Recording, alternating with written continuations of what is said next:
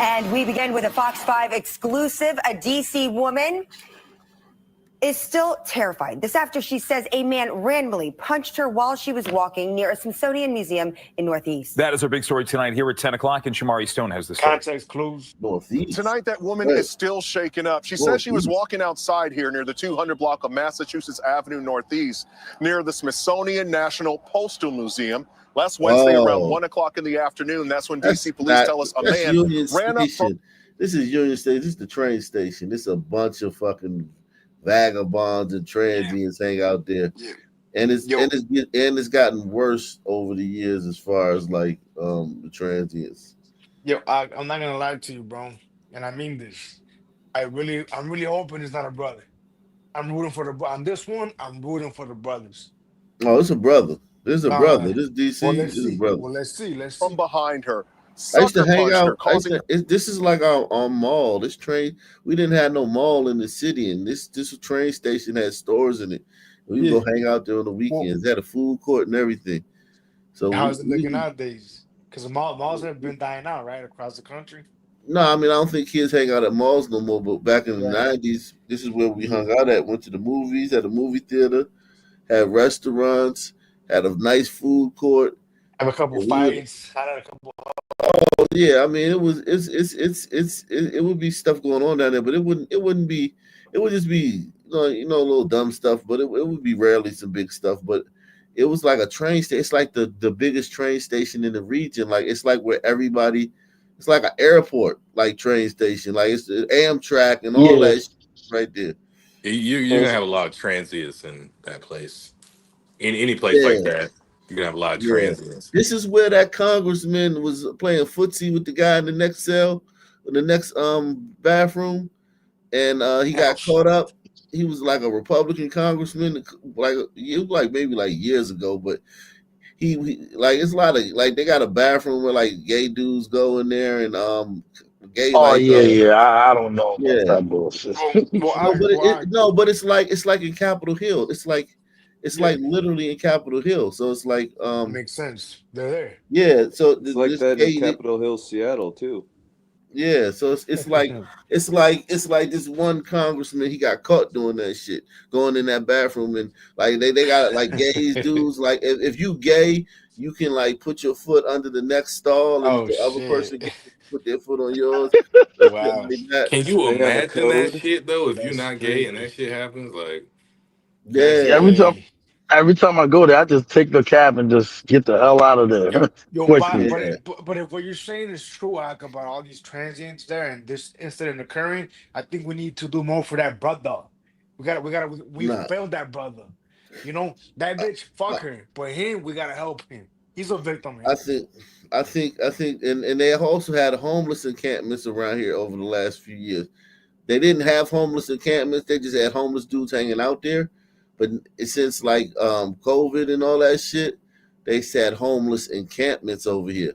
So it's become way worse than it used to be back when in the 90s when I would go to that place. Sorry.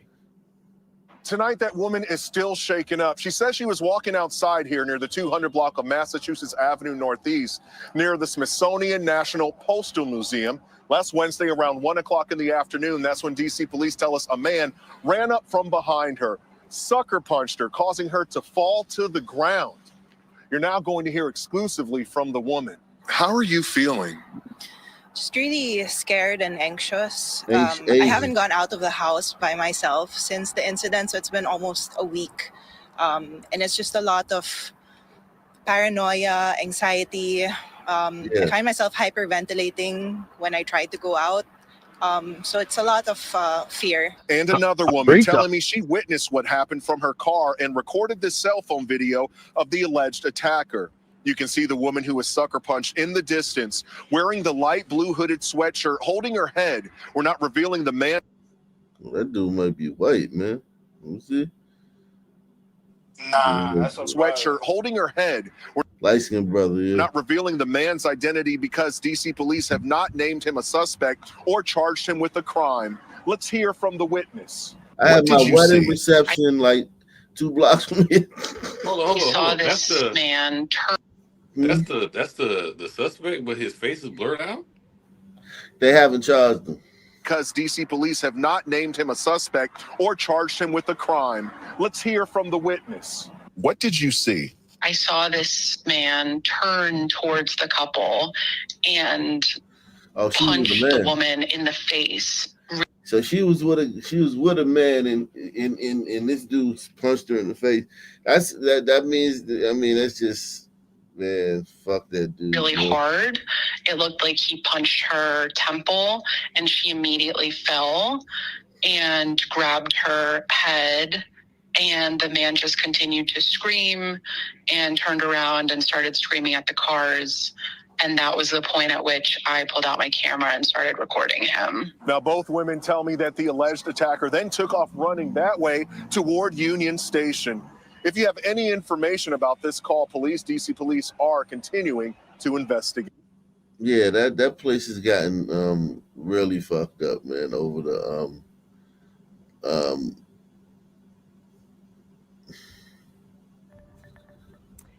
Within the last 2 hours, a man accused of murdering his own sister and young niece appeared in court. We told you about this first on Friday when the double killing happened. Ugochi Iloka joining us live outside the Harris County Criminal Courthouse with more disturbing details. And Ugochi, what was decided in the hearing today? Support the channel via PayPal, Cash App, or Super Chat, man. Make sure you guys support the channel. Yeah, man.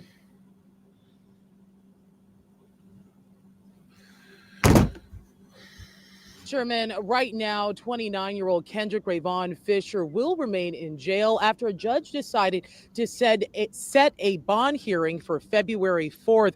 We also learned in that court hearing that Fisher allegedly tried to attack his mom and sister before, and also allegedly threatened to kill the family. Now, just a warning, the details we discovered about this case are very graphic. If you take a look at your screen, this is Fisher, who is now charged with the stabbing deaths of his sister and 2-year-old niece, facing a judge this morning. Now, authorities say Fisher's sister called a friend Friday saying her brother was acting crazy and refused to leave. According to the prosecutor, Fisher's sister was told to call 911 by... He looked like he missing some chromosomes, though, man. I ain't gonna lie, man. He looked like he missing something, you know, like development, maybe fetal alcohol syndrome or something going on with it. Was told to call 911 by that friend. The friend then showed up at her friend's apartment on Richmond Avenue to check on her. The prosecutor says the friend claimed to see Fisher there, blood in the bedroom, and the toddler's body in the closet. Court documents state when police later responded that same morning, they found Fisher asleep on the couch in the apartment with blood on his clothes. Here's what the prosecutor has to say about the murder suspect in this case.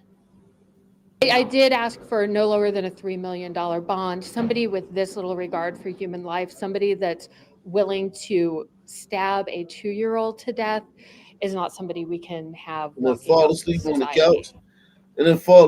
couch.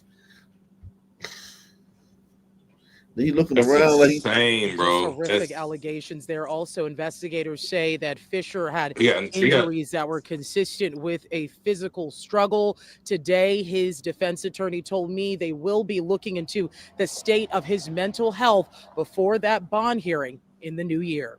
Yeah, we gotta get him some help, man. I agree, man. Get that together some help. Yeah, he needs a 147 grain lead injection directly into the brain. A nice programmer service can surely help him. Now, some quick paddles, man. Maybe that'll do it. Just a couple of paddles on the ass might work. I don't know. Yeah. These people need to be put down, bro. Like, really, they need to be put down. Like, summary execution, man. That's the only thing that's gonna fucking help this shit. Hit and run suspect accused of killing a man on an electric bike is in custody tonight after eluding police for a good part of the day. Yeah, deputies say they caught her trying to board a flight tonight at Bush Airport. Matt Doherty is live at the Harris County Jail with a surprising end to this search. Matt? The bike rider has not been identified. The one who was killed so far, he's only been described as a man in his 30s. This is where the crash happened this morning off of Airtex, where investigators say a woman driving a Cadillac SUV drove off after she hit a man on an electric bicycle. Metal to pavement, tire treads going all over the place, and they were just speeding down the street. Harris County Precinct 4 deputy constables released security video images of the suspect running away from the vehicle. After that, they say they believe she had someone pick her up who helped her get away. But tonight at Bush Intercontinental Airport, the suspect was caught. Seen here in these photographs released by the constable's office, the woman now identified as Nyla Gamboa was allegedly trying to board a flight out of state. She was arrested for failure to stop and render aid involving death. We're still waiting to find out what charges, specific charges, this woman may be facing and if she will be given bond. Of course, we're going to continue to follow this developing story. She thought she got away with that shit.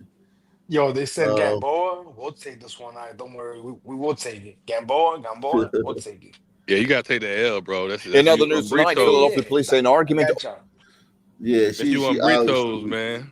Right. She obviously asked that. In other news tonight, Philadelphia police say an argument over trash led one neighbor to shoot another in North Philadelphia. Happened on the 2900 block of Hicks Street late last night. Well, tonight, one person has been charged. Action News reporter Annie McCormick is live at police headquarters with the latest developments. Annie. Yeah, and Rick, today a 37-year-old woman was charged in a shooting. Police say that she shot her neighbor over a dispute over where to put the trash. And tonight, that neighbor that she allegedly shot still remains in the hospital. Out of nowhere, I heard bow, bow, bow, bow, bow, like 5 shots. Gunfire rang out around 10 p.m. Tuesday here in the 2900 block of North Hicks Street. The gunshots left a 30-year-old man shot twice with wounds to the chest and leg. I seen the police officer pick the person up and run them into one of emergency vehicles. The district attorney's office charged the victim's neighbor, 37-year-old Tanisha Holloway, with aggravated assault and additional charges. We believe there was a verbal argument earlier in the day over trash placement. That argument continued. At some point, it turned to a confrontation between the complainant in this case, who supposedly had a screwdriver. They got kids out here, and the kids could instantly get shot. Neighbors reacted today. Police don't know at what point the shooting victim had the screwdriver and believe he was inside his home when he was shot. There were 2 shots that went through a door, and it looks like some other shots that may have gone straight into the property. Yeah, and the shooting victim was rushed to the hospital in critical condition. At last check, we were told that he is currently in stable condition. There was also a 17-year-old that was taken into custody for questioning last night. We were told that 17-year-old is being treated as a witness. For now, reporting live outside of Philadelphia Police Headquarters, Annie McCormick, Channel 6. Nick Tell still in the back? Yeah, anytime in the back, I was going to tell you. Yo, it's cracking. What's happening, man? Same old shit, different toilet paper. Yeah, man. Wow.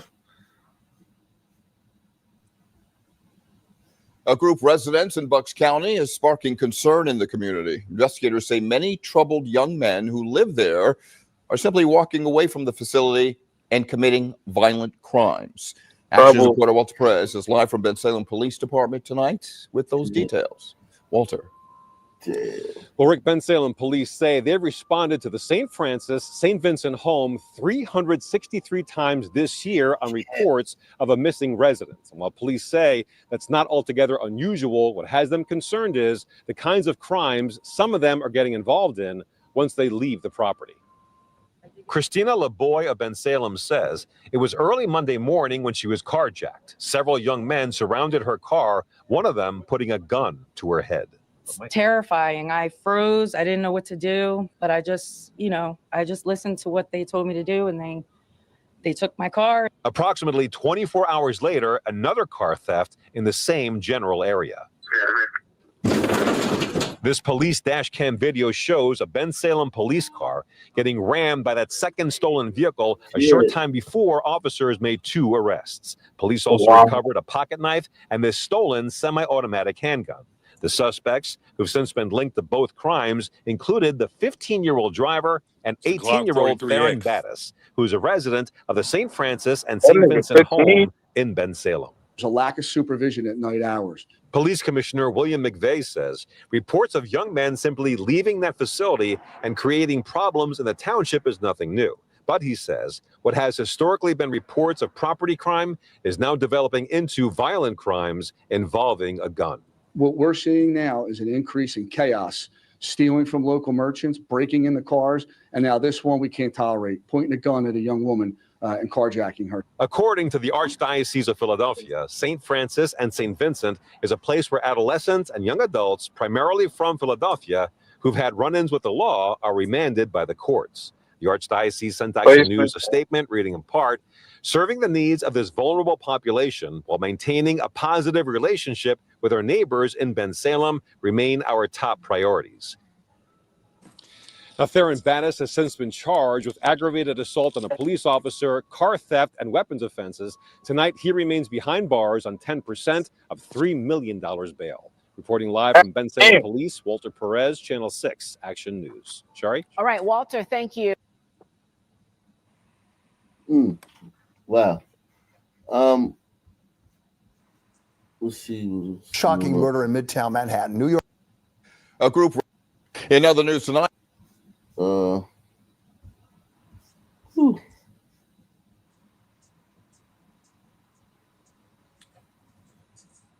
Wow. Boulder. Let's just go to Boulder, Colorado. Let's see who's doing. Once every few days, on average, somebody in a jail in Colorado walks out because the state can't figure out what to do with them. Most are so severely mentally ill, they likely have little idea why they're being released. Investigators Chris Vanderveen recently came across one case out of Boulder that highlights a much broader problem with how the state treats those who are incompetent to stand trial. A white boy. His is a story best told not from the beginning, but near its end. He was a fun little Sounds kid. like Jimmy. The night a system once again let down everyone involved. He was sweet. He was normal. He was playful. He loved to laugh.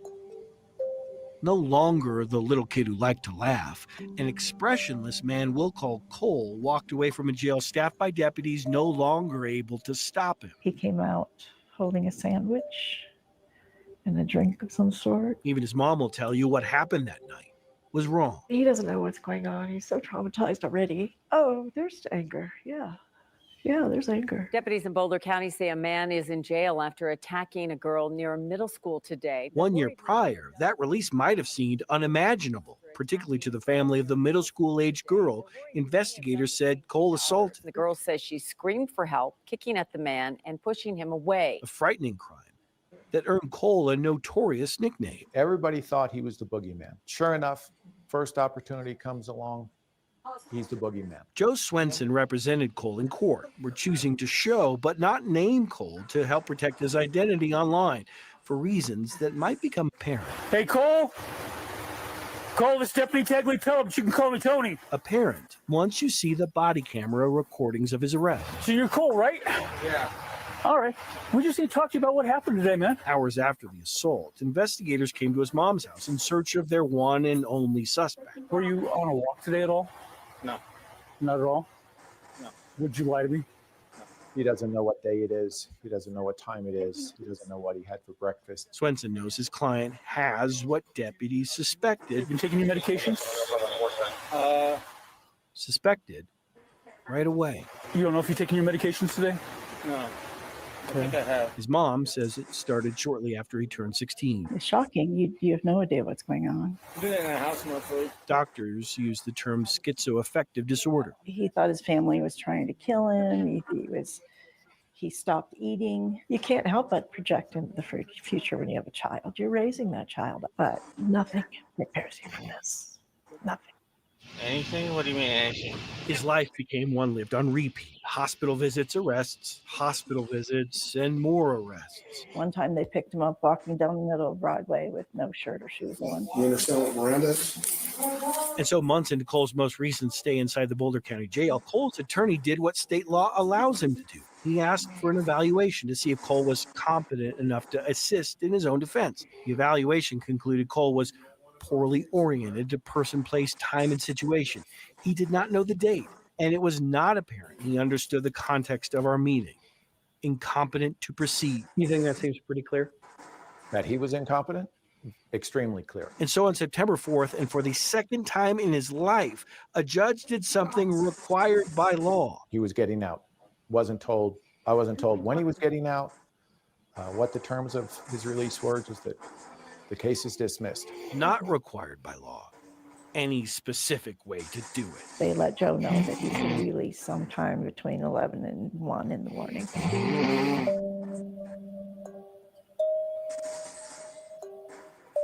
Case dismissed, Cole released a little after 11 p.m. with no money, no shoes, and most importantly, no plan. So he's got no access to meds, no health insurance, no plan, no pamphlet on where to go, nothing. He's holding nothing but a sandwich and a drink of some sort. Nothing. 9 News Investigates found it's a story that's repeated dozens of times. If only he had a pamphlet. The state calls them Yeah. PITPs, permanently incompetent to proceed. 48 times last year, 44 the year before, 36 the year before that, and 34 in 2020. He was in jail for a year. There should be a plan for what happens when he gets out. Newly elected state senator Judy Amabile We're failing miserably on this front. says we have identified a gap that needs to be addressed. And you do have to wonder, in what world is Man, someone what the who hell? is found unlikely to be restored to We gotta fucking hold this grown ass man's hands to life. eligible for mental health care? Might as well keep him in there. You don't want to talk to me? Is that correct? Cole's family has since moved him. Fuck these people, man. Let's see this, man. Fuck, hold on. They didn't give him instructions on what to do. Like, what the? This nigga a grown ass man. What the fuck you mean, bro? Telling you, man. Instructions, nigga. What? But I mean that scenario is terrifying. I mean, they say when he turns 16, I heard that happening. Like, just Yo. something, like some schizophrenic symptoms start occurring, and Nah. it's very unfortunate. I have people close to me that suffer from that, and it is messed up. But at some point, it's like, yo, if this nigga can't take care of himself, he got to get put somewhere, bro. I want him in society, Yeah. Yeah. Somebody got some noise in the background. Somebody got a lot of static. Like, what is that? Oh yeah, it's pretty bad actually. Yeah, that's pretty bad shit. Whatever, but let me move along. I think that's I one don't of feel y'all. that she was the intended target. Not her. Not her. Tonight, that heartbroken mother is mourning her daughter who was shot and killed on the job at an East St. Louis McDonald's Monday night. The victim's mom talked only to 5 on Your Side's Megan Kernan, and she joined us in the studio with her fight for justice. Megan. And 23-year-old Deanna Samuel was shot multiple times while working in the drive-thru. Her mom says her shift started, and a little over an hour later, it ended. And the next time I see her, we'll have to be at a funeral home. So no goodbyes, no nothing. Deanna Samuel, an innocent McDonald's manager caught in the crossfire. I feel there should be justice because she didn't deserve it. Families lined the Central Business District in East St. Louis to celebrate their children winning another football championship. Right behind them on North 24th Street, Samuel's mother, Angela Johnson, just lost her child. You want to see her. You want to talk and make sure she's okay.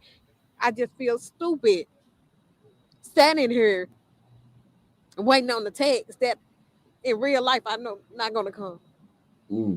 But I want her to know I love her. This was Samuel's second job for the past 7 years. Samuel, her mom, and brother all work together. Johnson said she had just finished her shift before the gunfire started. By the time I got home, I was receiving a call from one of the young ladies telling me Deanna had been shot. Johnson believes her killer was looking for somebody else. I don't feel like she was the intended target, but evidently they missed their target. This is the second homicide at that McDonald's this year. As the store manager, her mom wants to see the violence end. We haven't accepted it, and we're just, we want justice. Illinois State Police say nobody has been arrested or charged in Samuel's murder. ISP is working with East St. Louis Police to solve the case.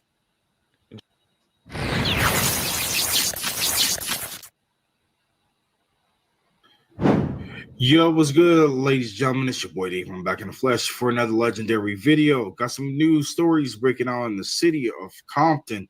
We had a 9-year-old boy initially was killed after gang retaliation or gang warfare that was going on in the likes of Compton. Some things never change when it comes to being in the hood, as I officially grew up in Inglewood and know the lights of how dangerous it possibly can be in those areas and those condoned situations and territories. But the news broke out about this 9-year-old boy was caught in a crossfire, which is shout out to KTLA for providing the information and other news outlets for getting into this information. But let's go ahead and get into this video. Appreciate you guys coming through, and let's go ahead and see how everything broke down with this news breaking out. Now to more breaking news. A 9-year-old boy is gunned down while playing in front of his grandfather's home in Compton. And tonight, the boy's loved ones are holding a prayer vigil to honor his memory. Carlos Aceto joining us live in Compton tonight with more on that. Carlos?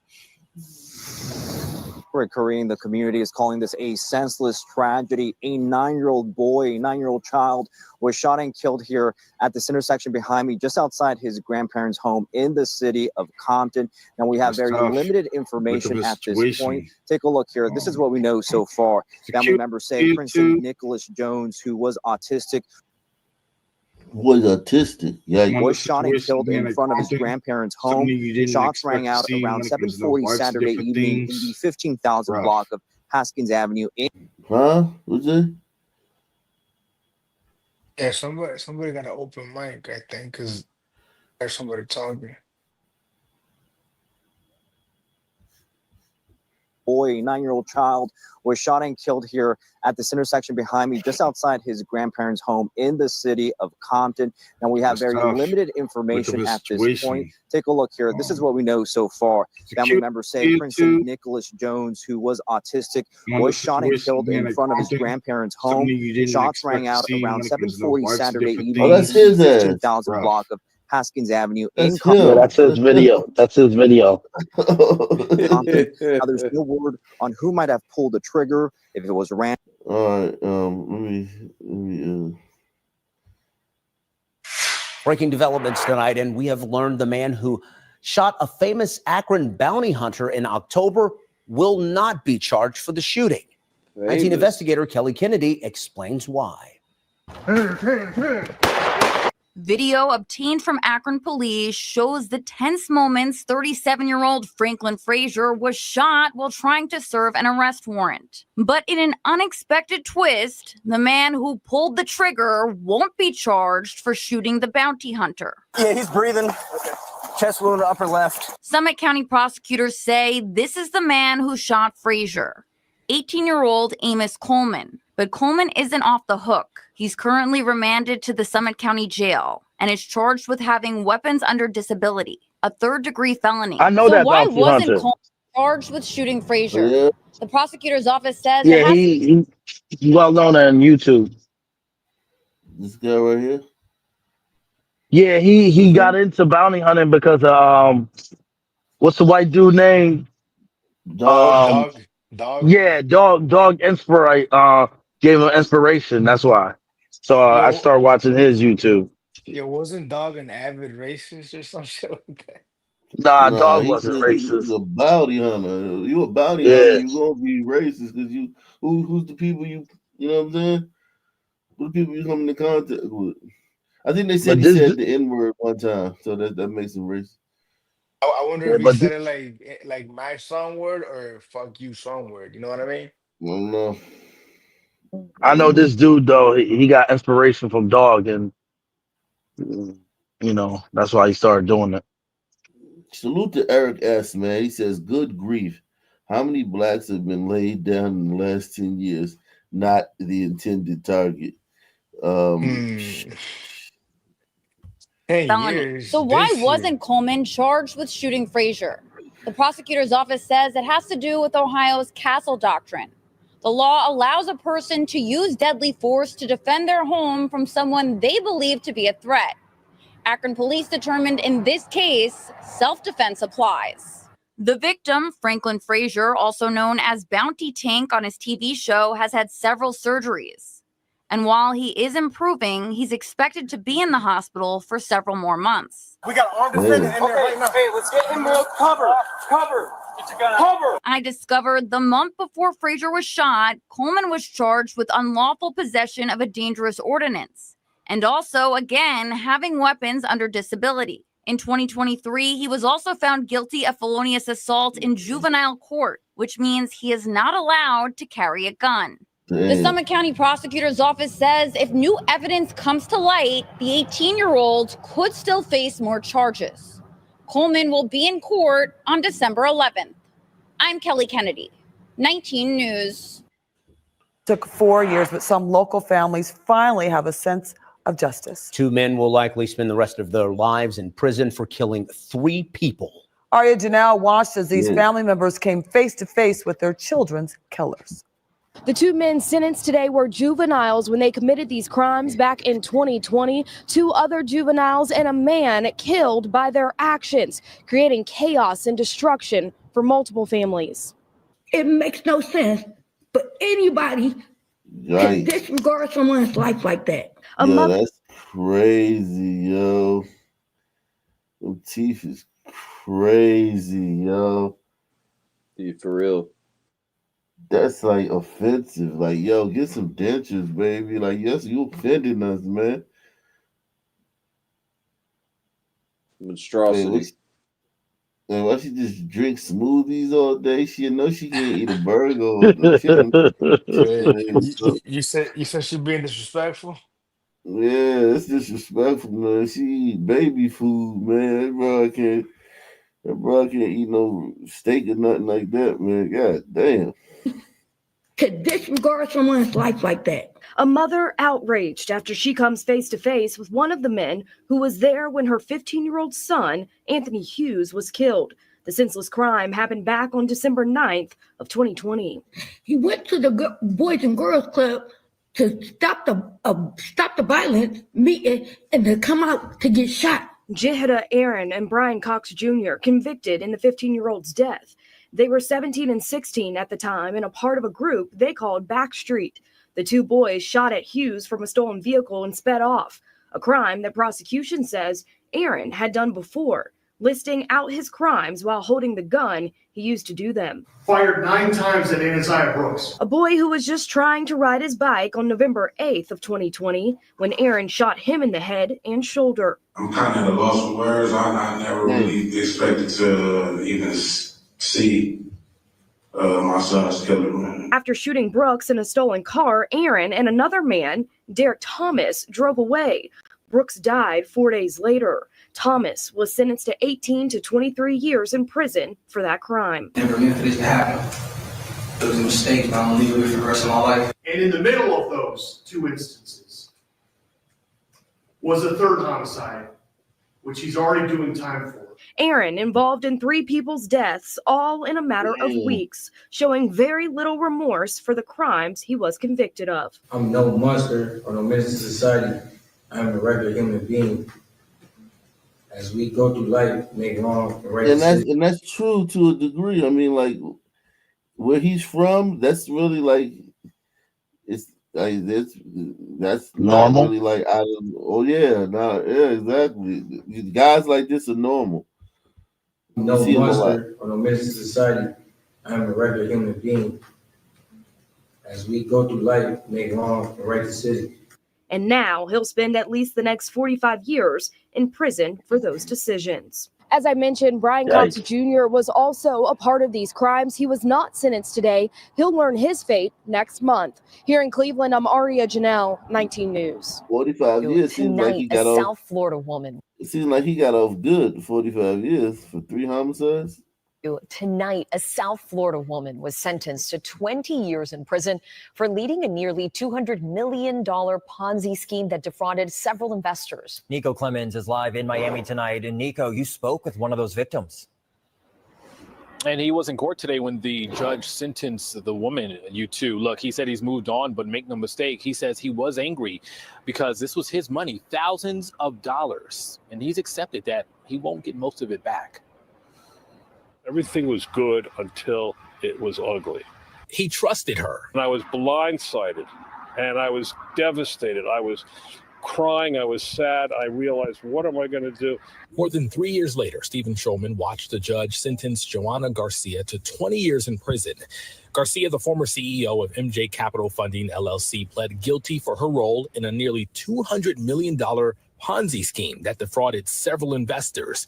A Ponzi scheme often starts when a person offers to invest your money and you, the investor, are promised a consistent high return. Schulman was one of those investors. I researched her, and she came on to me with her story and her background. She was called Mother Teresa. Prosecutors say the scheme lasted from October 2020 through August 2021. They say the company didn't earn the profits it needed to pay investors back, so Garcia used the money raised to pay off previous investors while stealing millions of dollars for her own personal benefit. The money that I lost was going to pay to save the lives of animals in distress. Schulman is the CEO and founder of Animal Care Now, a nonprofit that provides emergency funding for animals in distress. He says he trusted Garcia with $50,000. My insurance business faltered. There was no, COVID killed it. And my real estate business killed it. And so, this came along at an opportune time. Schulman knows he can't go back in time, but he's satisfied knowing there's some justice. I wasn't going to get any money back. I lost everything, but at least she won't be able to harm anybody. And her nefarious ways of doing things is over. Schulman says of the $50,000 he invested, he only got back about $12,000 of it. In Miami, Nico Clemens, NBC 6 News. And in Maryland, the man accused of killing a community activist just appeared in court. And that's where we start tonight. Liza Moreno. Who did that one?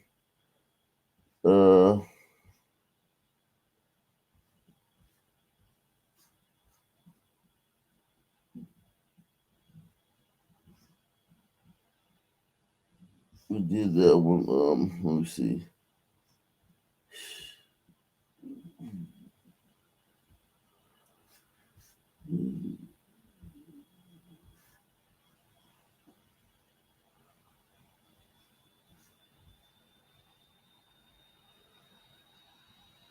Wow. Here we go. Topping our news at 6, the murder trial of Timothy Harrington Jr.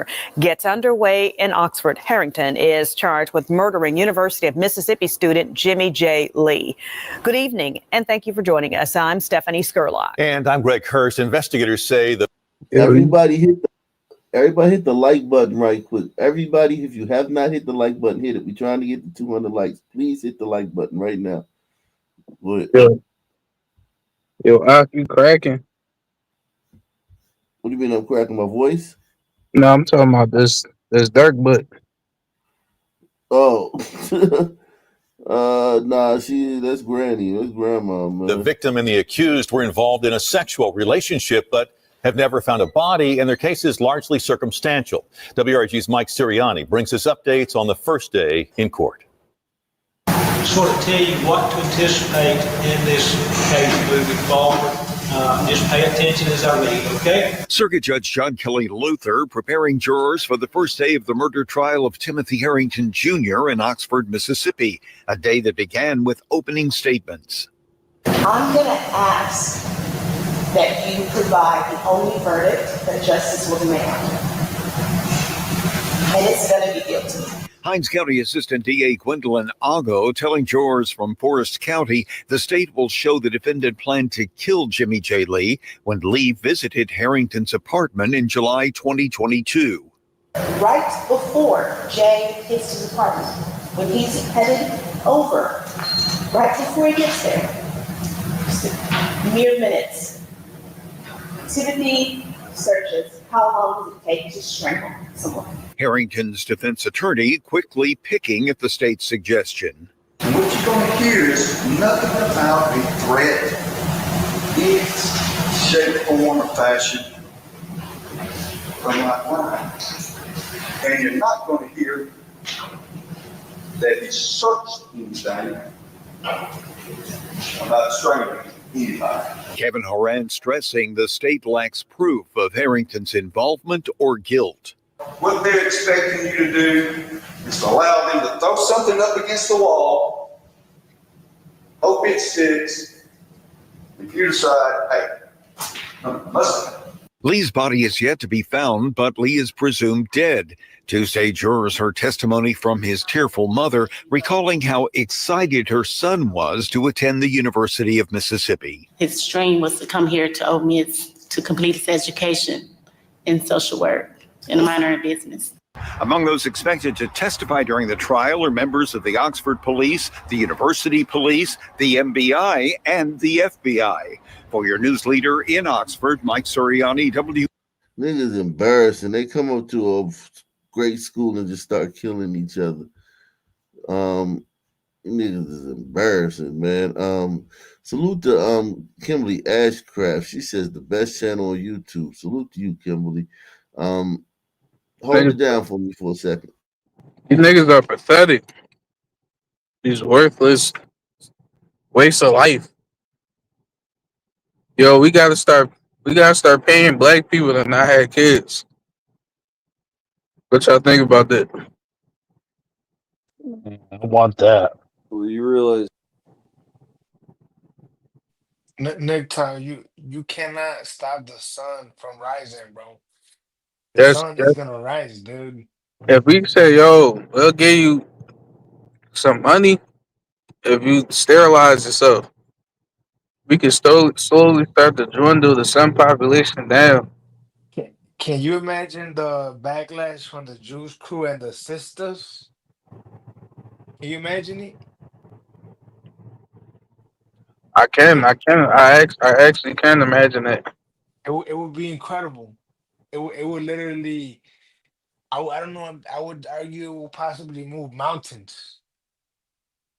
You know, as it has in the past recently, actually. We need to build more Planned Parenthoods in the hood. Just put them in wherever we could. Wherever we see a large black population at, just put a Planned Parenthood. Put like 3 Planned Parenthoods in a 1 mile radius. Planned Parenthood Express, a mobile Planned Parenthood.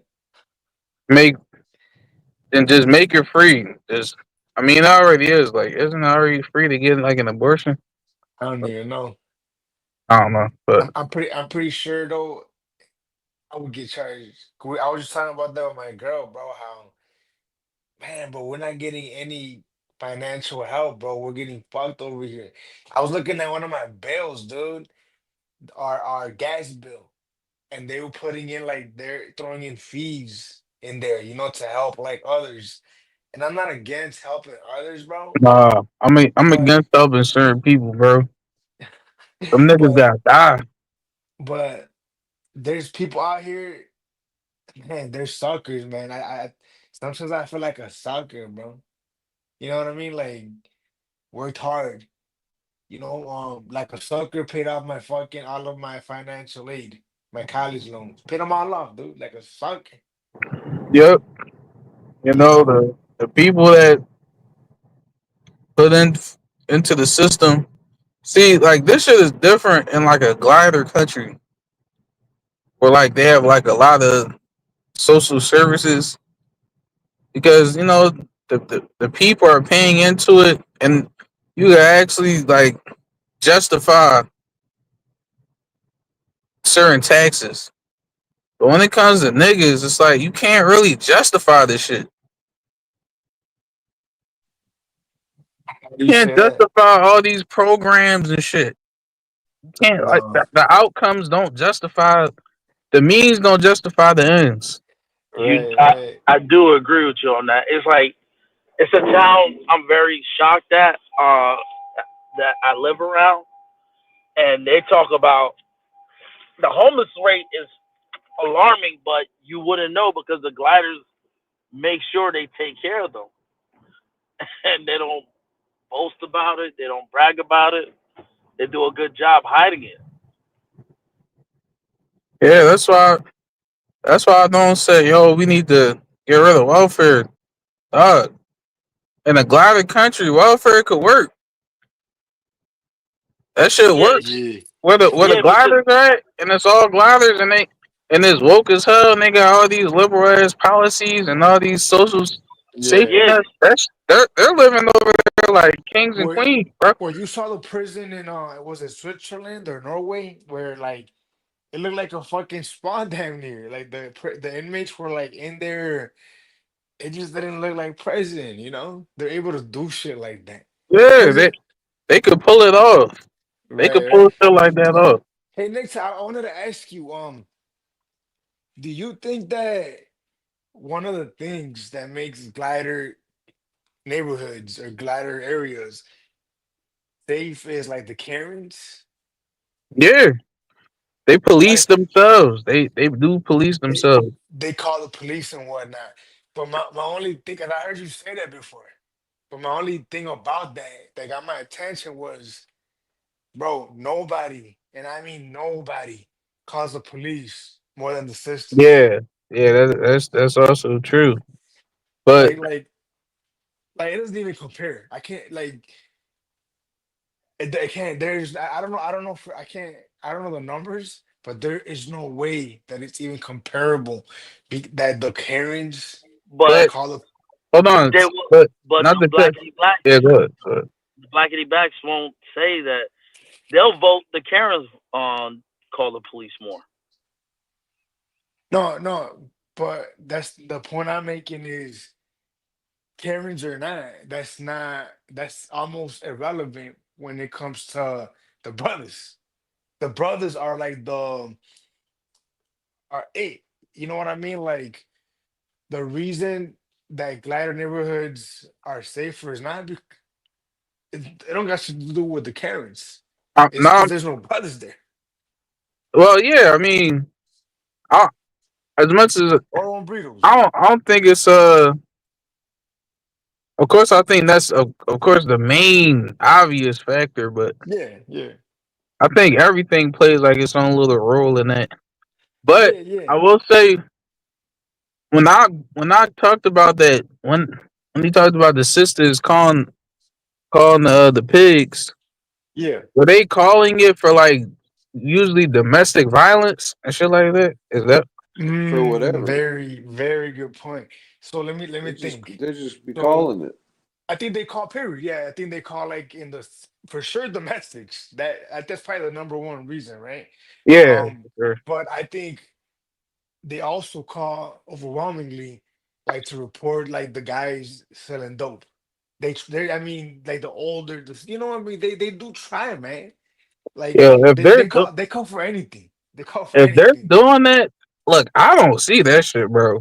Yeah, yeah, yeah. Oh, they're doing If it. they're really active like that, I don't see that Yeah, shit in hood in like our yeah. neighborhoods growing up where cops are just always on patrol for these niggas on Right. corners and shit. Right. Well, look, take my word for it, Joe. They doing it. The sisters are calling the cops for that I shit mean, all the time. I mean, Because because opportunity obviously presents itself. It's there. It's like shooting fish in a barrel, right? Like it's like throwing, hitting water from a boat, you know? It's like yeah, so no, but obviously it's gonna be there. yeah, but don't ever get confused, bro. The main problem is niggas themselves. Yeah, yeah, All yeah, the other shit, you know, calling the cops and bro, I yeah, throw that all in the bucket with yeah. the culture shit. I'm not a culture. I'm a DNA nigga, bro. Or like the fathers in the home. Yeah, I Like, throw all that shit in the same yeah. nigga. To me, it's DNA over everything else, and then all the other little quote unquote social Throw in economic there. factors and Yeah. shit. It follows after that. Bro, doesn't that make life like just easier to navigate when you Yeah, it's like just when it I is what it is. Like I talked about that. We're having a conversation a minute ago now, but we're talking about how once you kind of accept the DNA argument, it just kind of like flow like shit flows yeah, quicker it and just to you just me, you see you process shit like more like yeah, you understand it more. You know what I mean?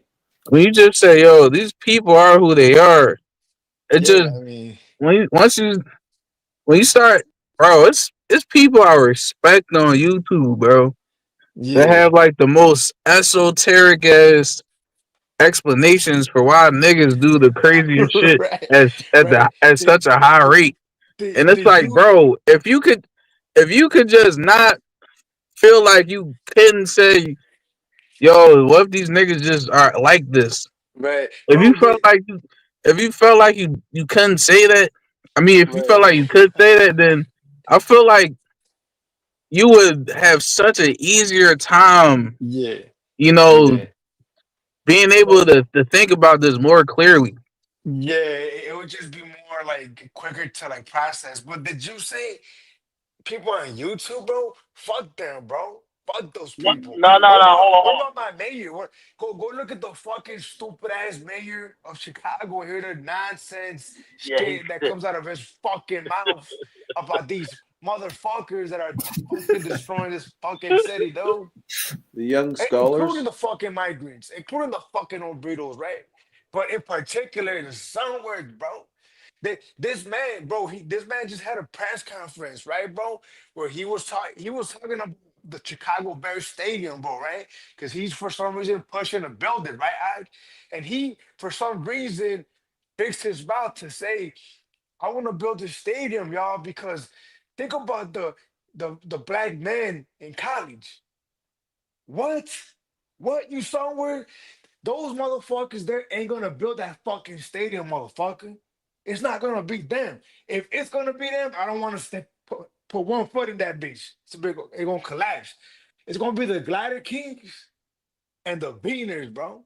That's what's gonna build that fucking and the Sunman too. Sunman too. But the way the mayor like looks at it in his fucking delusional world.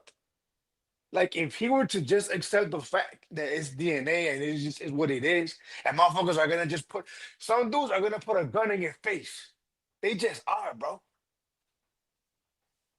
You who's starting to come around? Glenn Lowry. Nah, Glenn Lowry been around. What you talking about? Glenn Yeah, if Lowry you been around. Yeah, he's been around. yeah, But if you forget listen to Glenn No, Lowry, he's starting he, to come around though. He's starting to get if that you woke shit out of him. if you listen to What?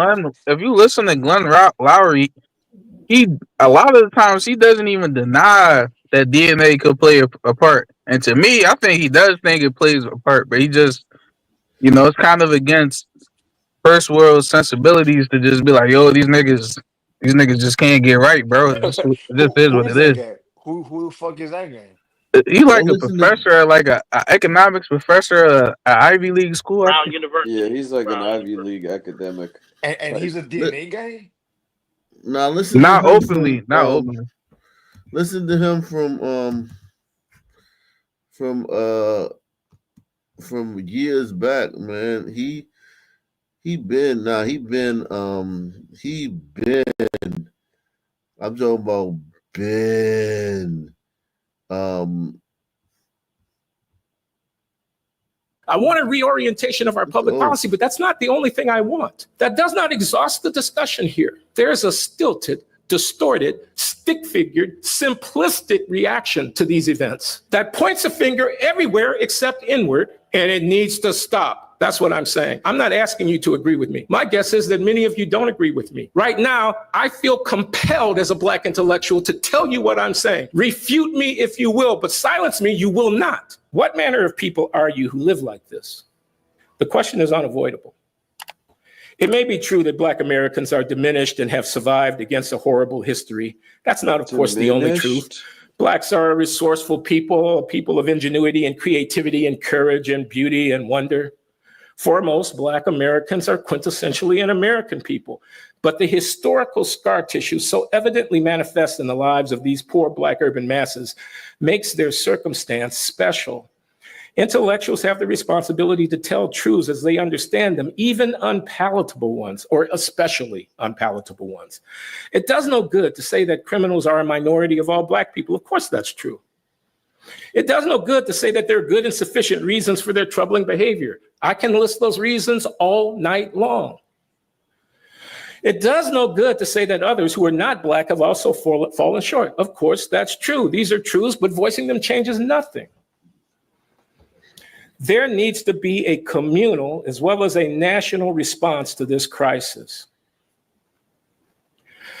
I repeat, there needs to be mobilization on the ground on a national scale with as much resources, energy, and commitment and organizational skill as has been mustered to bring cops into the dock when they misbehave, organized around reacting to this behavior, insisting that it is not going to be acceptable in our community. This is not a cause and effect argument that I'm making here. I want to be very clear about that. I'm not saying if you do this, then anything will follow. I'm saying somebody needs to stand up and insist that this contemptible behavior is incompatible with any notion of Blackness that is worthy of being defended. Period. What is he really asking for?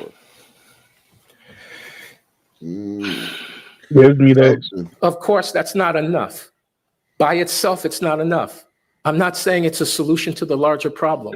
Of course, there needs to be social mobilization. Somebody is going to say, don't we need more healthcare? Somebody is going to say, shouldn't there be work for people who are looking for work? Somebody is going to tell me that the housing situation is inadequate. Somebody is going to point out that the schools are underfunded. I want the schools more adequately funded. I want the housing situation addressed. I want resources invested in this community. I'm talking trillions of dollars over a period of years invested in this community. I want a reorientation of our public policy, but that's not the only thing I want. That does not exhaust the discussion here. There is a stilted, distorted, stick-figured, simplistic reaction to these events that points a finger everywhere except inward, and it needs to stop. That's what I'm saying. I'm not asking you to agree with me. My guess is that many of you don't agree with me. Right now, I feel compelled as a Black intellectual to tell you what I'm saying. Refute me if you will, but silence me, you will not. Go ahead, King. I wish to conclude. Let me conclude on an even more personal note. I believe it is very important to bear in mind something that I know from firsthand experience, and that is that the incarcerated, the ghetto dwellers, this class to which I have been referring of people and their families are not passive in their alienation. They're not without resources. They are not simply automata at the end of a puppeteer's string. Rather, they construct meaningful worlds for themselves amidst the storm. We, truck up to prison to visit a kid or a parent or a partner going through a rite of passage that soon enough becomes familiar. We, bail somebody out of the clink knowing that the money could be lost. To save our own hides, we may turn in loved ones to the cops.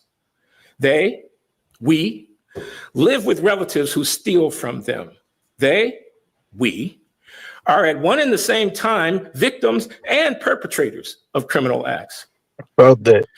They know that this phony political dichotomy of us versus them, of the virtuous and the venal, is morally fraught, is a phony dichotomy, given the fact that any one of us falls, depending on the day or the hour of the day, to one side or the other of that divide of virtue and venality. A biographic life will have been lived on both sides of the line, but in retrospect, having staggered back and forth across that line many times over its course, One's imagined life can still be constructed as unified in its righteousness and justified in its condemnations. I know what I'm talking about here from personal experience. As it happens, I've passed through the courtroom and the jailhouse on my way to this distinguished podium. I've sat in the visitor's room at a state prison.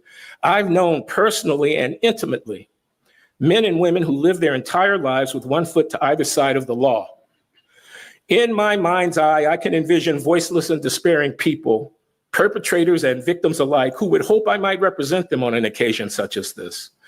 I know that these revelations may discredit me in some quarters. Some may assume that I'm siding with the thug and not with innocent victims of senseless violence. Truth be told, some would assume this about me no matter what I might say here, so deeply entrenched is this binary opposition in the American public mind. So I'm not even going to bother to try to refute the charge. Some time ago, I was honored to deliver the Tanner Lectures on Human Values at Stanford University. These lectures marked an important moment for me on the long and ongoing trajectory that has joined my lived experience to my scholarship and my politics. Yeah, so he's deep in it, man. He might not be DNA, but he's on the path. Yeah, he's on the path, because before that's an old speech. He's starting to come around, because you know who else? Amy's coming at his show, and she's really exposing him. Like Amy knows his DNA. She knows. Oh, I know yeah. she listens to Ock. I mean, in this speech, he's talking about more resources and shit. You sound like the last 5 million niggas I heard talk about this shit. But that's an old speech, because I think secretly he voted for Trump, and he was happy. And No, he that did. other He dude, did vote. yeah, I'm this talking about dude, politics. John McWhorter. Now the other dude he be talking with John Talking about the McWhorter. large Most narrative of what is niggas racial that vote for justice Trump, and what is he. most niggas that vote for Trump don't believe in the DNA argument though. Yeah, Dude, not even most conservatives do. Yeah, most people they don't and I even feel think like- that far ahead. Like they don't even consider I it. feel like that's a low bar. I voted for Trump. That's such a low bar. Like For that's a a gimme. for a black man, that's a high bar I though. was thinking about that. I was thinking about, but for a brother, I'll give you that. But that's still such a low, like, that's a layup, chief. Yeah, Brothers I is mean, like children. We like children. We're literally. yeah, you gotta adjust the bar The for us, curve, bro. the curve. Yeah, you got greatest Yeah. on the curve, I bro. mean, no, we just think about things. We think about things like children do, and amongst each other, when we're amongst each other, like if you're a hood nigga or you black adjacent and all that shit, you don't know that you're thinking about things like a child. You don't know that. Hey, I'm this talking about guy's politics. I'm Sam talking about the Harris. large narrative of what is racial justice and what is equality. Development is the key. Performance is the key. Ability, mastery is the key. Preference, it's so 1970s. The world is fast moving and it's changing. The Chinese are coming. Nothing is standing still. Chinese Black are people coming. don't want to be in the position of being wards of pitying liberal establishment who think they are virtue signaling and standing on the right side of history by looking at other way at our mediocrity. We want to be players, real players. We want to be like the Jews. If we I don't looked agree into with that. the market for We don't want to be like the Jews. No. MGTOW, you agree with that? I think black people are very happy to just be pitied and all that shit. Yeah. They don't want to be players. Let's be real. They don't want to be players. They say they do. This guy's Sam Harris. He thinks he knows their children. No, black But black he people sucks do not anyways. want to be black people do not want to be players. No, not at all. We wanna we're fine with just being where we at, being like kind of like not even a player, just being like a ball boy, but like having a big ass mouth, like a ball. Like if the ball boy, like they interviewed the ball boy at halftime of the game and shit, we won't be like that. You know what I'm saying? Or like the ball boy like was like could be eligible to get MVP and shit. We want to be like that type of ball boy. eggs, human eggs that people are going to do in vitro fertilization and whatnot are purchasing. I don't know this for a fact, but I bet a lot that there's a premium driven by these kinds of, characteristics, like how tall was the woman? Was she blonde or brunette? Was she white or black or Asian? Were her eyes blue or brown or whatever? I'll bet people actually pay a premium in that market for certain traits. And so an investigator might want to know whether the brat, when her and her girlfriend had a baby, they used white sperm. Yeah, you know what I'm saying? A that's lot of black women, lesbian women, use white sperm. It's not unusual. I know a white lesbian couple that use black sperm. Stupid. KB, not you gotta get some employment or success in the business world, or number of people come out to your movie or whatever turns on that, and then they might end up wanting to collect that data. Yeah, I think we're right to have an intuition. I don't know what's it. Let me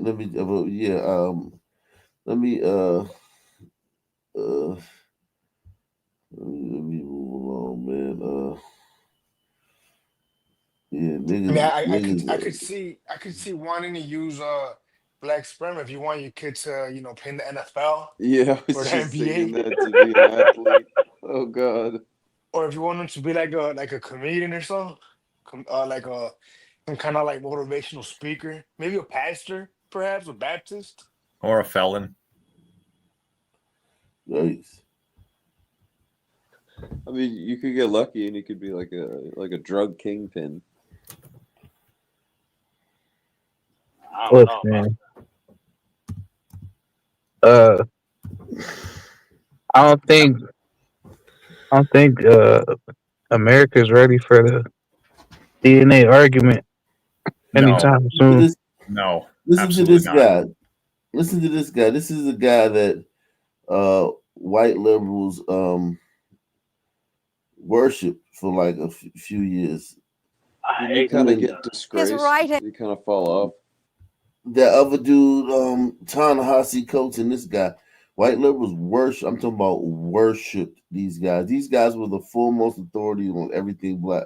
Sold a lot of books His too. writing has sparked debate and spurred dialogue on race and racism. Nancy Giles is in conversation with author and educator Ibram X. Kendi. Remember when they say dialogue, they mean blaming white people. Spaces for Black people in North America. We met Ibram X. Kendi along Boston's Black Heritage Trail. Abolitionists were gathering, and what kind of things were they discussing? They were discussing what was unheard of in the 19th century, which was a nation without slavery, the immediate not emancipation unheard of all enslaved people. The African Meeting House is the oldest Black church in the country, built in 1806. There were nations without slavery in the 1900s. To the American people, you can't expect to end chattel slavery by doing nothing. The more you do nothing, the more slavery spreads and harms and tortures and kills. And in many ways, that's what's happening right now. If we don't actively seek to be anti-racist, then racism will persist. In this sanctuary, positive things happen. Kendi is the founder of the Center for Anti-Racist Research at Boston University, where he's a history professor. Why is it not enough to not be a racist as opposed to being an anti-racist? Here we go. I think it's important for people to know the opposite of being racist is being anti-racist. Kendi has argued for being anti-racist in a series of best-selling books. What? No one is inherently Why is racist this guy- or why anti-racist. do people listen It's to about this what guy? we're doing. And so when we're expressing that the racial groups are equals, we're being anti-racist. When we're supporting a policy that's just that is lying, leading sir. to a racial He's got like a disparity, 90 we're being IQ. racist. You know, I'm encouraging people to idiot. constantly think about what are we doing or even not doing. Bigots. 90. Racists. That's too high. Like Ibrahim I know, I'm being Kendi. His generous. views have been polarizing, to say the least. How to be an anti-racist. His work was injected into the hearings for Supreme Court Justice Ketanji Brown Jackson, Anti-Racist Baby by Ibram Kendi. courtesy of Senator Ted Cruz. One portion of the book says babies are taught to be racist or anti-racist. There is no neutrality. It is dangerous There is to tell the truth today. neutrality. I would know. But as we've learned in the last few years, it is dangerous to not tell the truth. For people who are like, oh, slavery was over 200 years ago. Why are we going back to that? Things are level now. It's a level playing field. Well, first, if it was a level playing field, there would not be all these racial disparities from health, See, this is wealth, why education. This is bullshit, dude. Poor. this is the racism of the gaps argument, and this is why I bang the DNA belt, because if you can just blame any disparity on racism, that's the shit that gives these niggas power, bro. Basically, yeah. It's basically it. Because you got to understand, like, you, me, everyone here, we're basically being, like, gaslighted since the moment of birth to, like, accept that argument, right? That's why, like, when you accept the DNA argument, it's like you lose that psychological stress that you had. And then things become easy to explain. Like, why would we not use the most simplest explanations, just like we do in every other area of our lives? But here, for this fucker right here, we have to have some exception, and there's like this racism everywhere in the ether. Yeah, that's like when I get on panels and niggas get mad when I talk about IQ, but they're so ready to blame racism on everything. I mean, because Ox said it right. They got it. The shit could be red. They got to say it's blue. They got to say it's blue. But but on some level, like New Guy just said, we've all been indoctrinated with it. If we don't get offered an alternative, we don't get offered it could be this or that, or it's a combination of both. No, we get offered it's racism, and that's it. And if you talk about DNA, then you just hate black people. You're literally Hitler. Yeah, that's why on some level it's kind of not their fault, but at the end of the day, it's still some bullshit. Well, you gotta think about it. Imagine if you were taught as a child that either explanations were totally socially acceptable to have, and you can freely think what you want to do. It's kind of like how they censored conservatives off Twitter and stuff. And then when Musk bought them and he just made it an even playing field, then all of a sudden everything changes, right? So they can't give you two alternative points of view, because I think most people would pick the DNA one. If it was just up to, people's own intuition, I think the DNA one would win out very quickly.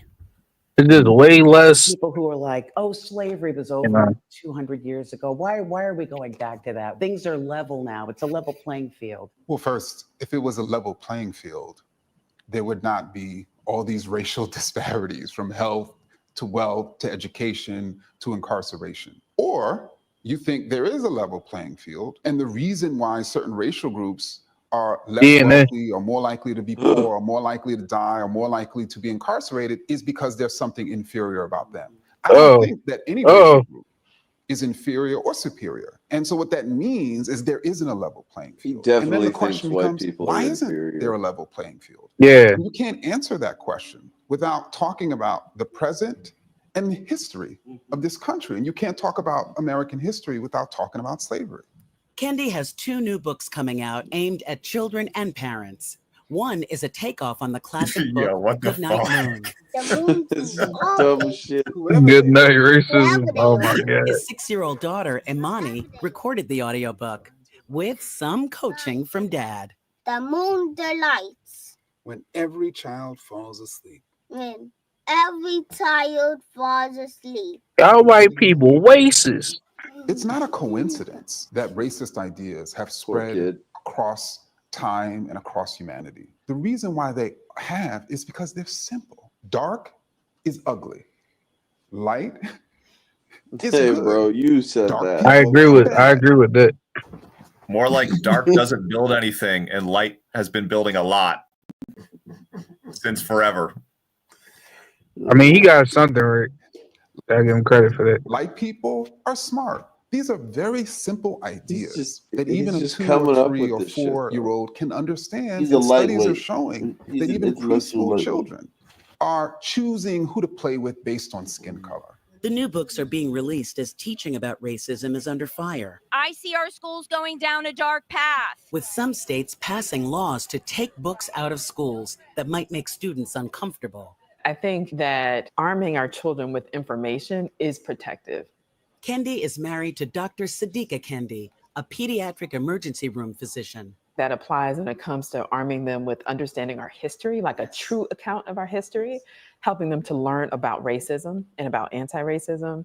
And with Imani, her knowing this is what it is, this is the work that your father is doing. And unfortunately, because of that, there are people who don't like him and who don't like our family. The book is garbage. Actually, Daddy's a not only is it embarrassing, superhero. it's stupid, it is poisonous. When we're crossing the street They're with our smart, though. 2-year-old, we teach them, look both ways, make Stealing sure money. there's not a car coming. Similarly, we have to teach them that there's these cars of racist ideas that are coming that could hit you. What the fuck? but yet he drives the cars. Like, I don't fuck. Yo, this is a headache, yo. Yeah, dude. You're gonna Black get hit people, by a black racist people are idea. social terrorists. They are social terrorists, dude. They never can What answer I racism. try to show in my work is that the true opposite of racist isn't not racist, it's anti-racist. And so if we understand a racist idea as any notion that suggests, let's say, a racial group is superior or inferior to another racial group, what's the opposite of racial hierarchy? It's a notion of racial equality, that the racial groups are equals. If a racist policy is any measure that is leading to or maintaining racial inequity or injustice between racial groups. Wouldn't the opposite of a racial hierarchy be a racial lowarchy? I mean, I don't know. But what's the opposite of that? A policy that's leading to equity, and justice. And if a person who is racist is constantly saying, I'm not racist, every single time they express a racist idea or support a racist policy, what's the opposite of that?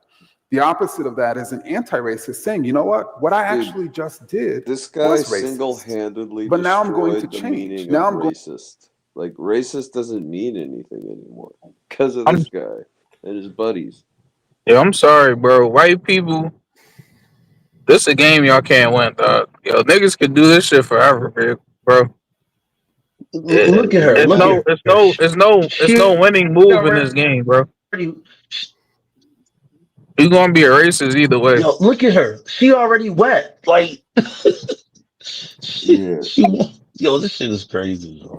It's either you keep it real and get called a racist, or you lie to yourself and get called the anti-racist to prop these niggas up artificially, bro. So the choice is yours, man. I feel like we need like some Arabs to start selling books that say like how to treat sons, the way they should be treated. Like we need like a genuine savior to just be like, all right, look, like you gotta switch it up. You gotta y'all gotta get the Arab handbook. Y'all gotta call some Arabs up and be like, yo, we need that ancient knowledge on how y'all, had your foot on these niggas' necks back in the day. They'll tell you how to deal with these niggas. You seen how the Arab put the fruits and vegetables on the floor, put the Hennessy and hot Cheetos right at eye level as soon as you get to the counter. They know how to deal with niggas. Don't apologize for shit. Keep your foot on their neck. Yeah, never apologize. That's a thing that is practiced all over the world besides by gliders. Like in Japan, like they still don't even like really acknowledge like the rape of Nanking, for example, stuff like that. Like that's just normal in those cultures to just basically never apologize.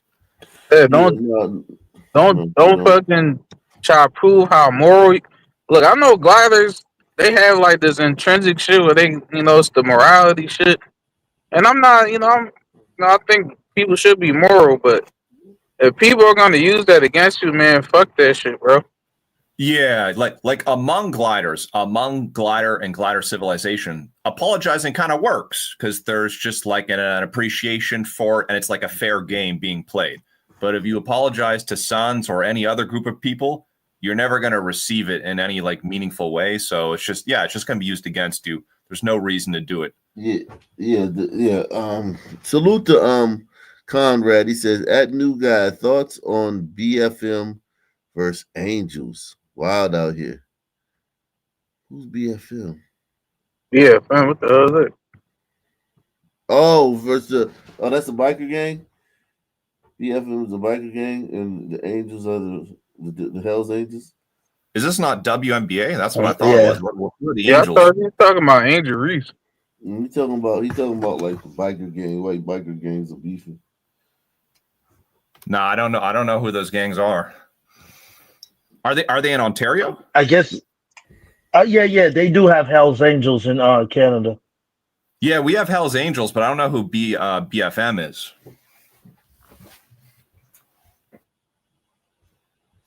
Blacks from Mars. I don't know if they. Nah, I don't think so, buddy. Black Fudge Mafia. I don't know. That's pretty good. That's pretty fitting. I don't know. You know, don't let the fudge word do too much heavy lifting. Sparkle. Is that in Quebec or Ontario? That's what I'm wondering. What is because I've never heard of BFM. That sounds like a Quebec thing. Black. All right, hold on. I got it. Black fags matter, bro. I got it. Black fags matter. Dang. Because they have sons, like they have a lot of Caribbean sons, like fucking sons from Haiti, like in Quebec, right? So they're, I'm sure, creating all sorts of mayhem there in those population centers. I disagree on that. I disagree on that part. The Haitian sons over there is not that. They're not like that. I know that. I've been there, got family there. I've been around there. They're not like that. They're very civilized. I'm just telling you the Haitian ones. There's black people somewhere that act civilized. I highly doubt that. Yeah, I'm with Nigtow on that. More civilized than you think. Put like that. More civilized than you think. Because I can get with that. From Laval to Montreal, I know that. Like, no. I'm buying that. It's been a while since we checked in on Haiti, man. Yeah, archetypes in Haiti, and like every single thumbnail is just fucking like. is Haiti still having like that in Haiti as gang violence escalates in Port-au-Prince, the capital. Are they still like 40,000 people have been displaced from the area in the last 10 days? That's according to UN data. So I want to bring in Haiti Caribbean correspondent for the Miami Herald, Jacqueline Charles, to talk more about all of this. Jacqueline, always great to have you when we're talking about what is happening in Haiti. So what can you tell us about the latest developments there? Well, what we are seeing, as you mentioned in your intro, is that the UN and other aid agencies are relocating staff. In some cases, they're moving to the north to Cap-Haïtien, which is the second largest city, which basically has a small international airport, which right now offers the only air bridge in and out of Haiti. And in other cases, they are leaving. They're relocating to other places. The U.S. Embassy, for instance, did an evacuation flight for diplomats. It's the fifth time since 2019 that the U.S. has evacuated its staff at its embassy. We have no idea how many people are currently left, and they are quietly evacuating American citizens in need. But most people have to rely on private helicopters, which are also limited. The options are very limited right now to get out of the country, as we're seeing an escalation in gang violence. IOM says 40,000 people have been displaced in just 10 days. Because of this new round of violence. So there are probably some people, Jacqueline, here in the United States who were perhaps hopeful when it was announced that a peacekeeping force of mostly Kenyan soldiers were going to travel to Haiti to try and bring about Kenyan soldiers are going to fix it. Peacekeeping Kenyans. Yeah, that sounds like a great idea. Yeah, that's like lighting a match at a gas station. It's not the move. When I want some people to keep the peace, you know what group of people I'm thinking about? Kenyans. Yeah.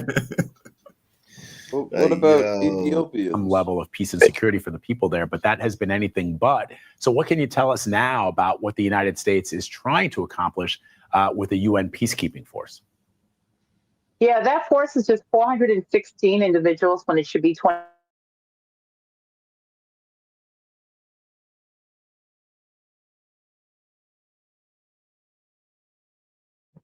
Wait, did I cut out? Yeah, I thought that was me. Nah, Ak, you okay? Okay. We're here. We're I'll take here. Ak But first. All right. Yeah, I Ak thought from- my signal went out. I was tripping. I was about to shut this shit down and everything. Goddamn. Yeah, that's hot, bro. She was about to say they gave us 400. We need like 40,000. Yo, who's Man, smashing this? Who's smashing? I'm not all smashing that, past. man. I'm good. There's All way past. there's Yeah. way prettier Haitian girls in this. Niggas Remember the be girl from wildin'. Jamie Foxx? What'd you say? The girl from Jamie Foxx show. Remember the girl Jamie Well, Foxx she was show? bad as fuck. She God, she was Haitian, yeah. When Jesus, she was younger. that was a bad bitch, bro. Yeah, Respect. when she was young. Yeah. And she came from money Yo, too, so it wasn't easy. new guy, are you like where are you on the religious tip? Well, where are you with it? You know, like I'm probably like an atheist with, you know, if you're Okay. white and you live in North America, you still have like, you know, cultural Christian values basically, Right. even if you're an atheist.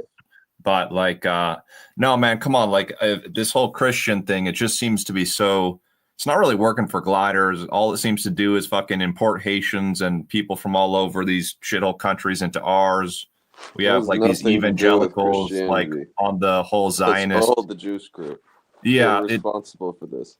it's not working too well. Like gliders need to have like their just own like indigenous religions. Like there needs to be like a genuine revival of where they like think about it. You're The talking Jewish about paganism. religion is their own religion. It's like their own ethnocentric thing, whereas Christianity and Islam is not, right? So like if you like, black people say this too all the time, and this is like of all the stupid shit black people say, like sometimes they make sense. And one of the things they say, like Umar Johnson, what does he say? Like, you know, it doesn't make sense for black people to, you know, worship white Jesus. And I think he's right about that. I think that makes sense. It doesn't make sense to worship like a non-indigenous religion. So you think that? All right. It's a very strange take, but I respect it. So wait, real quick.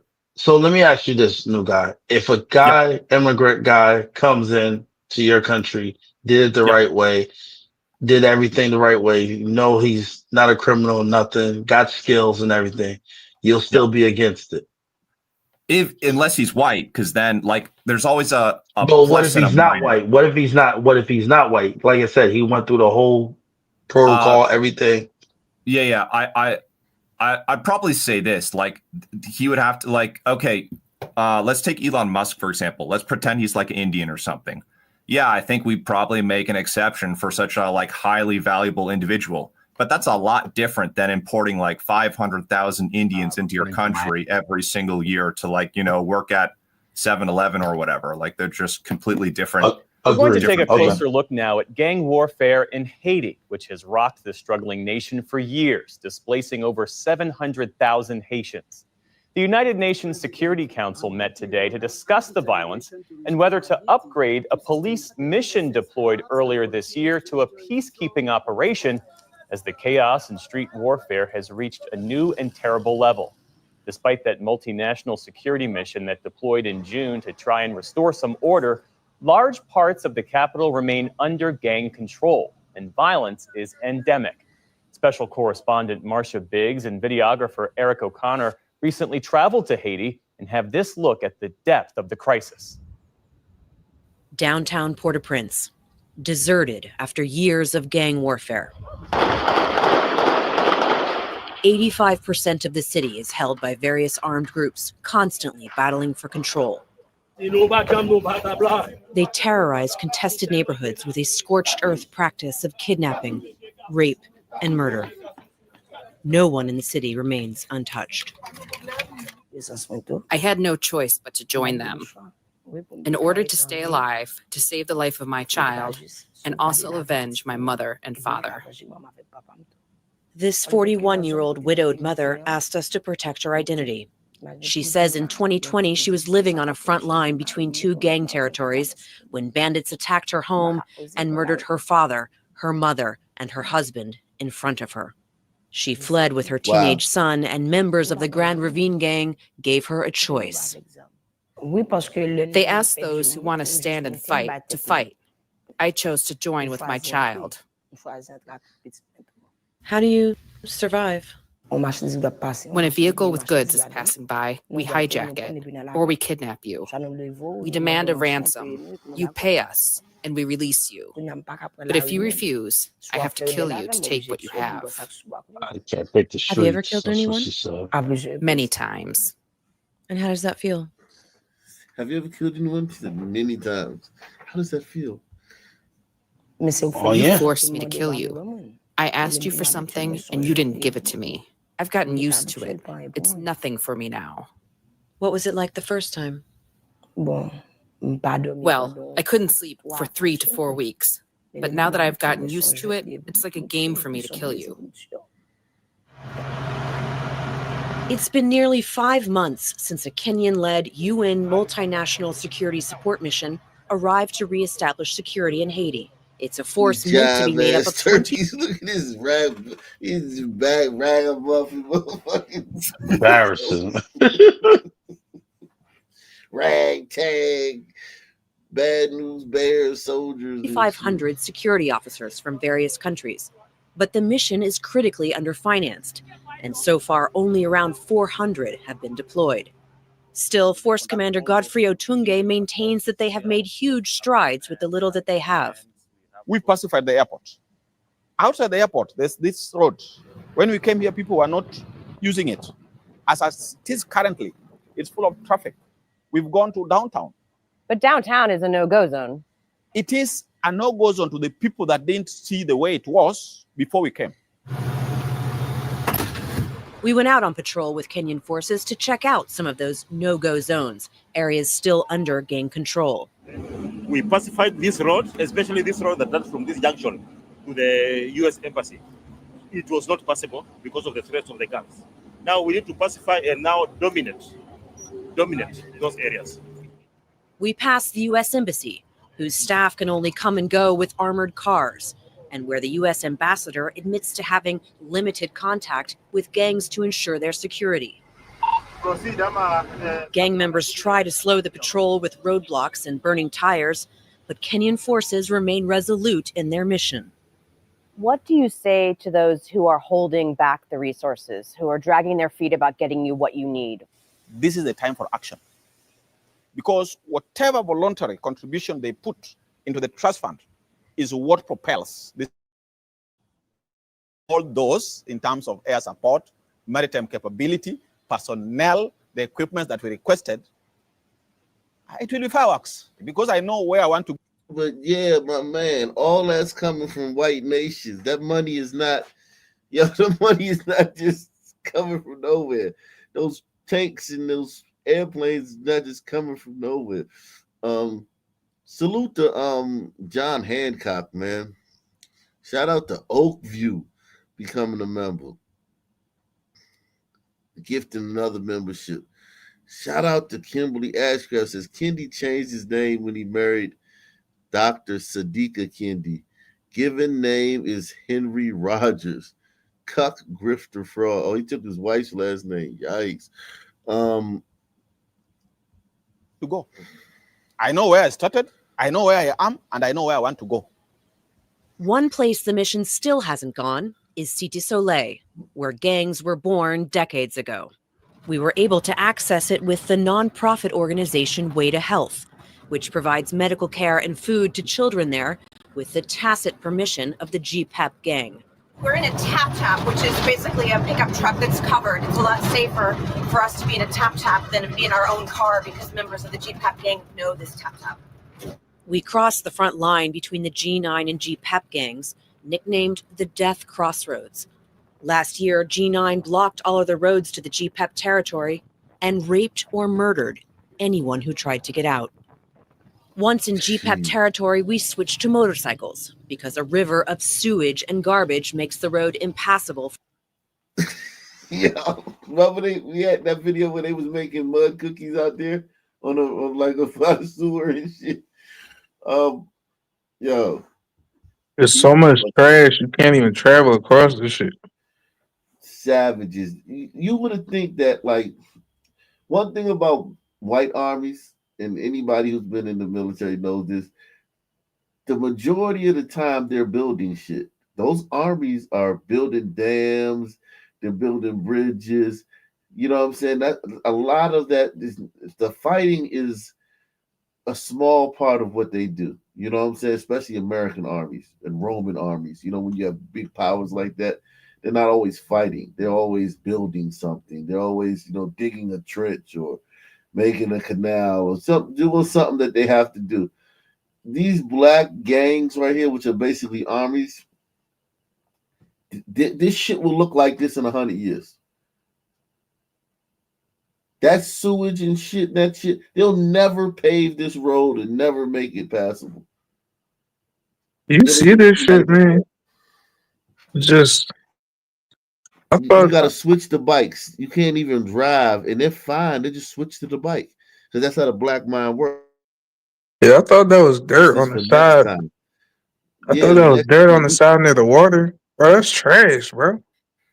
We think about in the moment. So instead of thinking like, okay, so let me solve this problem, this road being all fucked up in this part, so where we can't drive the cars over it is a problem. Let's solve the problem. Nah, niggas just find the easy way out and keep doing the easy way out every single time. Yep. Instead of picking shit up, cleaning it, just gonna figure out some way to get around it so we don't have to face the actual problem. For cars, a physical reminder to all how forgotten this neighborhood is. We arrive at Wada Health's makeshift clinic for sick, malnourished children and their mothers, victims of poverty and non-existent health care. Bro, This they're not baby victims. likely has typhoid. Her mother was killed, so she's being cared for by her aunt, who says she does the best she can. Sometimes when the baby cries, I don't have enough money to feed her, so I beg in the street. We sleep in the public square. The people here are really struggling. They say they have no services, no electricity, no water, no schools, no hospitals. This area has been attacked many, many times. Everyone here has been a victim. At every turn are footprints of homes burned down, now marked by string. Bullet holes puncture all remaining facades. Remnants of horrific battles that took place between G9 and GPEP. I lost 2 brothers during the war. We found the body of one of them. The other one was burned. People had no choice but to try to escape in the ocean. But many people died because they didn't know how to swim. Many children. I don't want to be that guy, man. But where are the attractive Haitian women at, bro? I don't know. I ain't seen one yet. It's kind of reminded me of a certain city on the East Coast. I can't quite think of it. During one of those attacks, 7 men stormed into Pierre-Aline Jules' home. She was raped along with her mother and her niece. Think about raped alongside your mother. You're in a room. These people in the room. 7 dudes storm in front of all y'all. Your mother's getting raped over here. She's screaming. You're right here and this getting raped, and your niece is over there getting raped, and you're all getting raped by a bunch of fucking goddamn proto-humans and shit. Yeah, a bunch of and then they just leave and shit and keep it pushing. I mean, so like you can't call nobody. You can't call, hey, white man, these dudes raped me. There's nobody to call. Yep, they could come. They come back tomorrow, do the same shit if they wanted to. Exactly. And this is what they do. Like these like you saw them walking down the street with their guns. Anybody they encounter, they just rape and kill. Dang. Sounds like hell on earth. They had balaclavas. They were hooded. I could only see their eyes. I was really sad. I was crying a lot. But thank God they didn't kill me. You gotta be She damn showed bad to up at rape the that. Weta Health Clinic last year. She was a shell of herself. I kept this as a secret with my family, and Or I'm does she have a telling wig you, on? I didn't tell anyone else what happened to me. But maybe the same thing has happened to your friends. Yes, some friends of mine were also raped. I don't talk about my problems to my friends. I'm a woman with a lot of secrets. Yeah. Nearby, children play where the river of sewage empties Oh into the my ocean. God. Most of the Yo, homes burned down have never been rebuilt. Those you don't care families now about the sleep kids in the if you let them street. play in that shit, bro. Over 7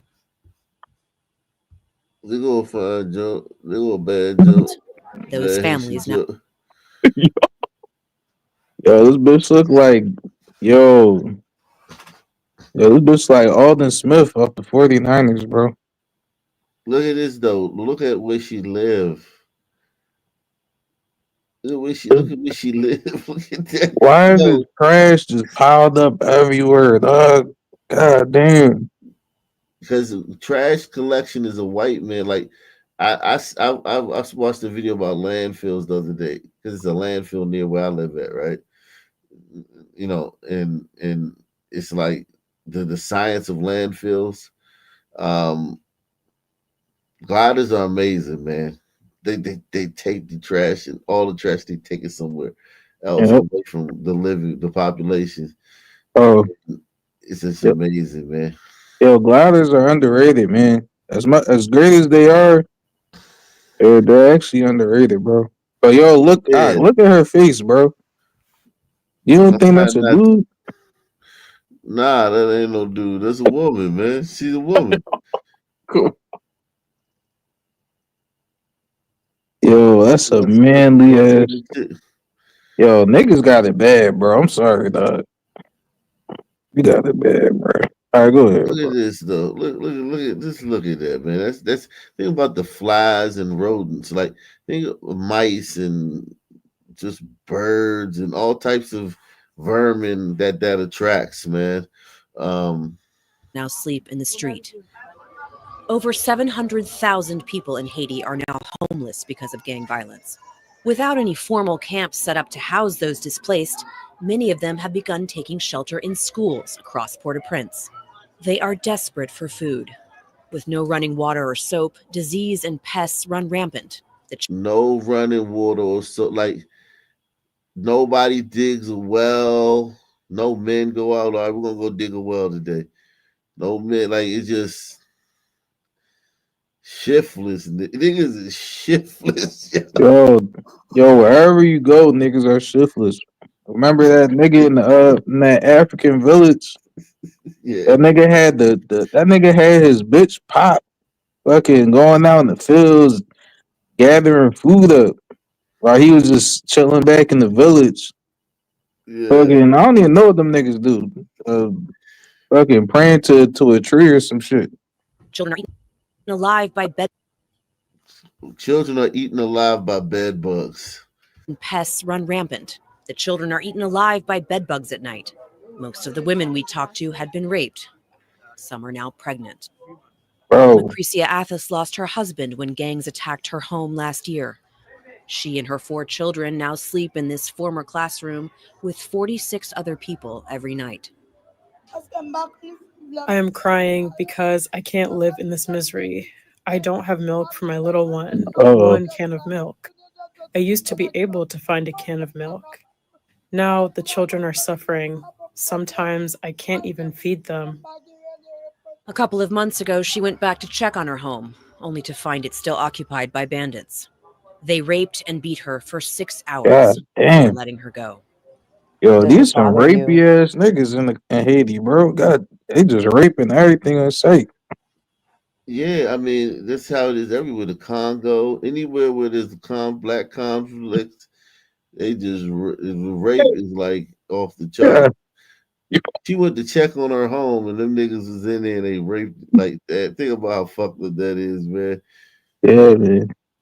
She finally got washed damn, up. I should have just fucking left that shit. Let that shit be, dog. Hey, Bro, check the back chat. Letting her go.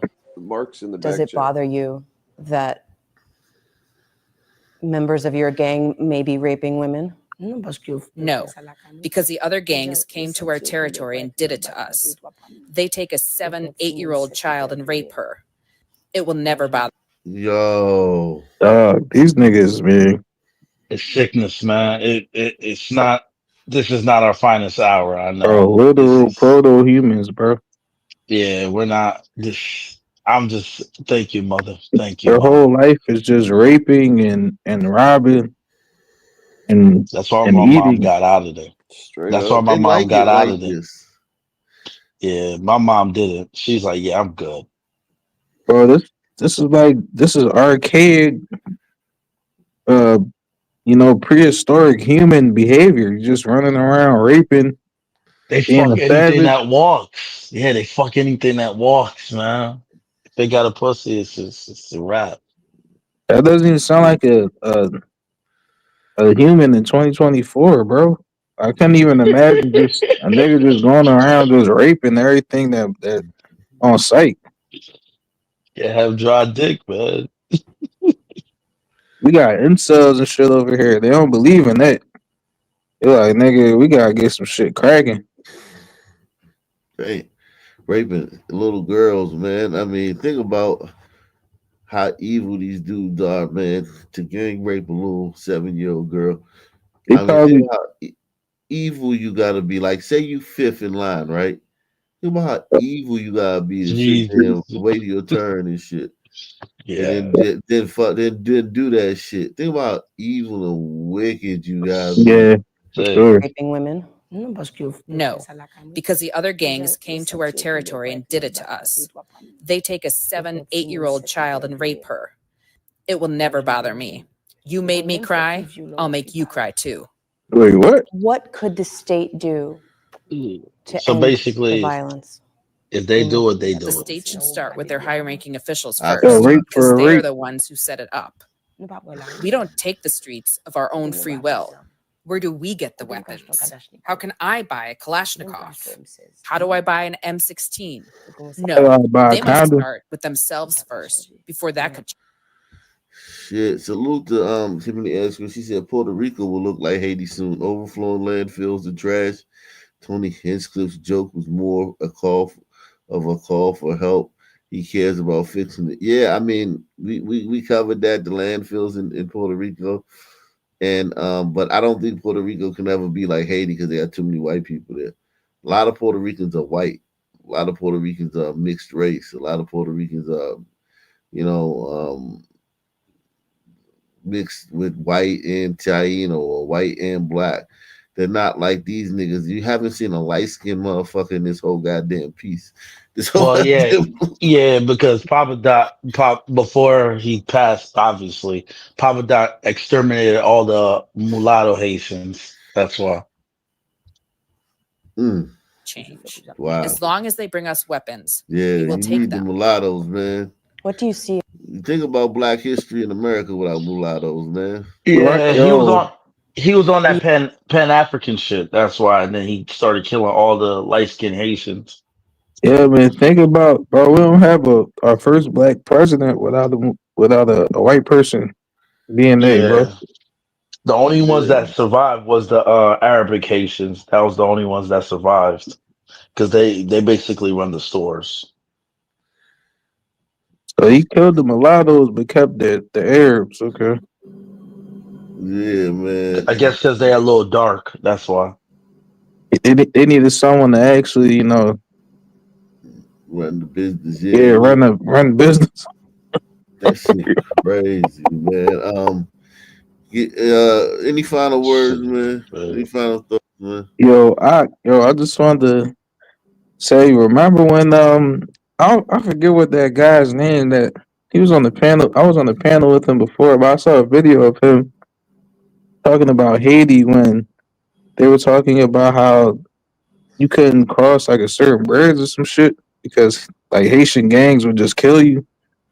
Mm-hmm. And he was basically saying that he was basically saying it's the white man's fault because he's the white man stopping Haitians from That's horse building shit. their own economies because they're giving away rice and they're like No, that's stopping the farmers from being able to, I guess build their rice businesses up or whatever the fuck he said. Like that. nah. That the only thing I would debunk on that again, Clinton was trying to help out, and he should have just let that shit alone. Nah, That he was was it. trafficking kids. Yeah, pretty much. Whatever he was doing, he should have just never intervened. And he basically took the lands and kind of stopped the farmers over there. He did do that, and it fucked them up. I would agree on that. Salute to Deluxe 247, aka Cal Ripken, aka the real MVP, coming through once again. Same black time, same black channel. Go ahead. Oh yeah, I just wanted to say, great show again. I salute to everyone that participated in the chat and the panel. Thanks for having me. I always appreciate it. You don't have to do this, but you already know, man. I hope Satan has a special sex dungeon in hell for these ends, so he can run a Diddy style baby oil orgy on these niggas, unconsensual baby oil orgy on these niggas once they reach their final destination. Salute. Have a great one, yo. Word. Same black time, same black channel. I'm out of here. Peace out. Salute, yo.